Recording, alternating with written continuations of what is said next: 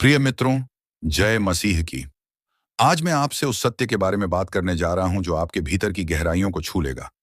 आप में से कई ऐसे हैं जिन्होंने अपने जीवन में अन्याय सहा है। किसी ने आपको धोखा दिया, किसी ने अपमानित किया, किसी ने आपकी सच्चाई को झूठ साबित कर दिया। आपने दूसरों के लिए भलाई की और बदले में आपको दर्द मिला। आपने किसी पर विश्वास किया और उसी ने आपके दिल को तोड़ दिया।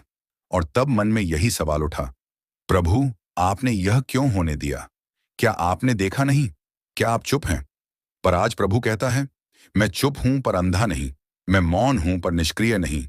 मेरा समय आएगा और जब मैं बोलूंगा तो सबको मालूम होगा कि मैं न्याय का परमेश्वर हूं।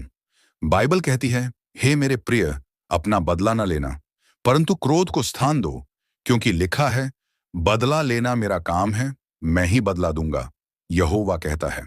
रोमियो 12:19। इसका अर्थ यह है कि जब कोई आपको चोट पहुंचाता है तो आपको अपने तरीके से हिसाब चुकाने की जरूरत नहीं है। आपको बस शांत रहना है, क्योंकि परमेश्वर आपके लिए स्वयं खड़ा है।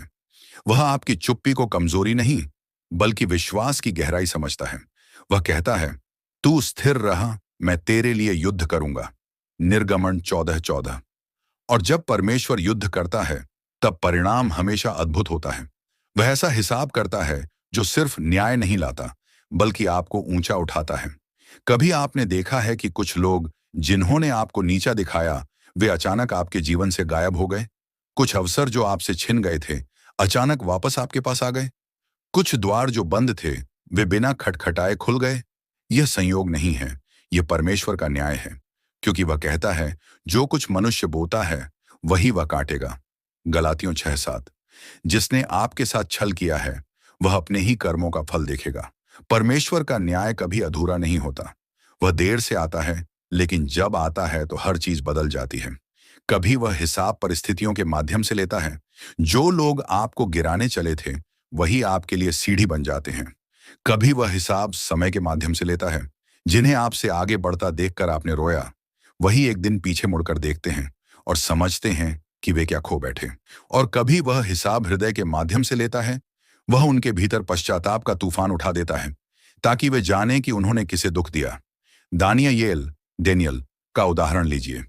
जब उसके शत्रुओं ने उसके खिलाफ षड्यंत्र रचा और उसे शेरों की गुफा में डाल दिया, तब परमेश्वर ने शेरों के मुंह बंद कर दिए। और जो लोग उसके खिलाफ योजना बना रहे थे, वे स्वयं उसी गड्ढे में गिर गए। यही परमेश्वर का न्याय है। कोई हथियार जो तेरे विरुद्ध बने सफल न होगा। यशायाह 85:17। जब आप परमेश्वर के मार्ग पर चलते हैं, तो शत्रु स्वयं अपने जाल में फंस जाता है। प्रिय आत्माओं, परमेश्वर की योजना हमारी सोच से बड़ी है। वह कभी भूलता नहीं। आपका हर आंसू उसकी थैली में संचित है।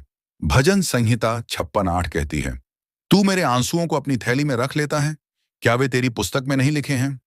सोचिए, जब संसार आपको अनदेखा कर देता है, तब परमेश्वर आपके हर आंसू को गिनता है। वह जानता है कि कौन आपको दुख दे रहा है, कौन आपके पीछे झूठ फैला रहा है, कौन आपकी सच्चाई को कुचलने की कोशिश कर रहा है। और वह सब दर्ज हो रहा है उसके न्याय के रजिस्टर में। जब उसका समय पूरा होता है, तब वह एक क्षण में परिस्थितियों को पलट देता है। कभी वह आपको ऊपर उठाकर हिसाब करता है, जैसे हन्ना, जो वर्षों तक बांझ रही और लोग उसका मजाक उड़ाते थे। पर जब परमेश्वर ने उसे संतान दी, तो वही लोग उसकी गवाही सुनने आने लगे। कभी वह आपके जीवन में ऐसी बरकतें बरसाता है कि जो लोग आपके दर्द का कारण थे, वे आपकी आशीष देखकर स्वयं टूट जाते हैं। ये वही परमेश्वर है जो राख से सौंदर्य बनाता है, जो विलाप को नृत्य में बदल देता है। परमेश्वर का न्याय केवल दंड में नहीं है, वह क्षमा में भी है। जब यीशु क्रूस पर लटक रहे थे, तब उन्होंने कहा, हे पिता, इन्हें क्षमा कर, क्योंकि ये नहीं जानते कि क्या कर रहे हैं। लूका 23:34। सोचिए, जिस क्षण मनुष्य ने उन्हें सबसे अधिक दर्द दिया, उसी क्षण उन्होंने दया दिखाई। यही है परमेश्वर का न्याय। वह पहले हृदय को चंगा करता है, फिर परिस्थिति को बदलता है। जब आप उन लोगों को क्षमा करते हैं जिन्होंने आपको चोट दी है, तब आप स्वयं को मुक्त कर देते हैं, क्योंकि जब तक दिल में कटुता है, परमेश्वर आपके पक्ष में काम नहीं करता। क्षमा करना मतलब बदला छोड़ना नहीं, बल्कि न्याय का अधिकार परमेश्वर के हाथ में सौंप देना है।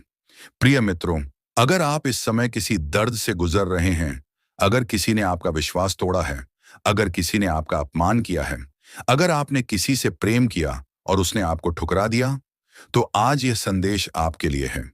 परमेश्वर मौन है, पर निष्क्रिय नहीं। वह कार्य कर रहा है। भले आप उसे अभी न देख पा रहे हों, पर वह आपके जीवन के पन्नों को पलट रहा है। जब वह पन्ना बदलेगा, आपकी कहानी बदल जाएगी। आज जो आपको गिरा हुआ समझते हैं, वे कल आपको ऊंचा देखेंगे और कहेंगे, वास्तव में यहोवा उसके साथ था। बाइबल कहती है, धर्मी पर बहुत विपत्तियां आती हैं, परंतु यहोवा उसको उन सब से छुड़ाता है। भजन संहिता 34:19। हाँ, कभी कभी परमेश्वर न्याय करने से पहले आपको परीक्षा में डालता है। वह देखना चाहता है कि क्या आप भरोसा रखते हैं जब सब रास्ते बंद हों। क्या आप विश्वास रखते हैं जब कोई आपके पक्ष में ना हो।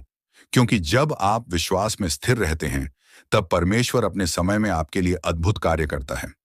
याद रखिए, परमेश्वर देर करता है, अंधेर नहीं। उसका न्याय इतना परिपूर्ण होता है कि जब वह कार्य करता है, तो सभी को दिखता है कि यह मनुष्य नहीं, यह परमेश्वर का हाथ है। इसलिए जब कोई आपको चोट पहुंचाए, तो रोइए नहीं, मुस्कुराइए और कहिए, प्रभु, आपने देखा है और मुझे विश्वास है कि आप हिसाब लेंगे। यही विश्वास आपका सबसे बड़ा हथियार है। प्रिय श्रोताओं, मैं आज आपके लिए यह प्रार्थना करता हूं। हे प्रभु, जो भी यह संदेश सुन रहा है, जो किसी अन्याय, धोखे या अपमान से गुजर रहा है, आप उसके हृदय को चंगा कीजिए।